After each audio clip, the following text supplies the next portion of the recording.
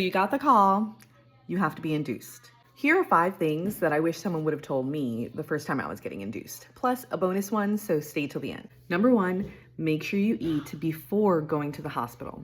When you arrive at the hospital, a lot of hospitals will tell you that ice chips are the only thing that you can eat while you're in labor. Now, labor could be just a few hours, perhaps, or it could be a few days, okay? You, when you're at the hospital, can advocate for the ability to eat and insist that you eat during labor. Lots of hospitals do allow you to do this, so if yours is not allowing you, it is something that you can advocate for. But before you even get there, before you even start that fight, make sure you eat before you show up at the hospital. Number 2, keep your waters intact. You don't want anybody breaking your water. Again, this isn't medical advice, but when you have your waters intact, you have no time constraint. Okay? So if labor is gonna take, more than 24 hours, you have no problem. In certain states, once they break your water, you have 24 hours. If you don't give birth during that time, they insist upon a C-section, even though there's no medical need for it, but they're trying to reduce the risk of infection. So totally understandable, but the way to avoid this completely is to just keep your waters intact. Additionally, when you keep your waters intact, it makes contractions a little gentler on your body, okay? It slows them down, makes them less intense. You're still, being effective going through contractions with your waters intact. It's just you're not feeling that sharp intensity that comes once your waters do break. Number 3, request wireless monitoring, okay? So a lot of times they'll tell you, okay, we need to monitor baby 24/7.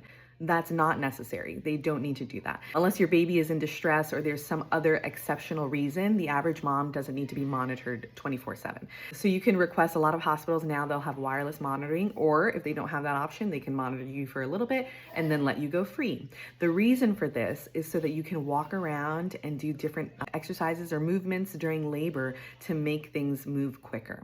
Using gravity when you're standing up is much more effective than laying down in the hospital bed and not being able to do that. So number 4, do not focus on cervical checks. You can definitely get them if you'd like, or you can deny them altogether.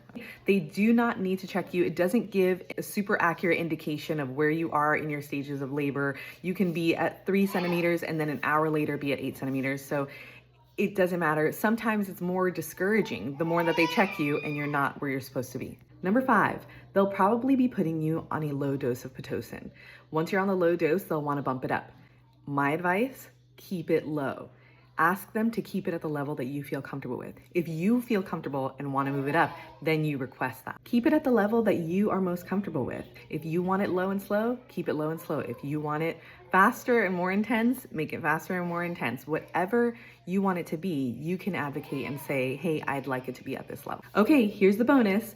Ask about showers, okay? They might have showers available that you can get into while you're in labor, or they may even have a birth tub that you can use to labor in. These are natural pain relief methods that you can take advantage of in a lot of different hospitals, but sometimes you just need to ask.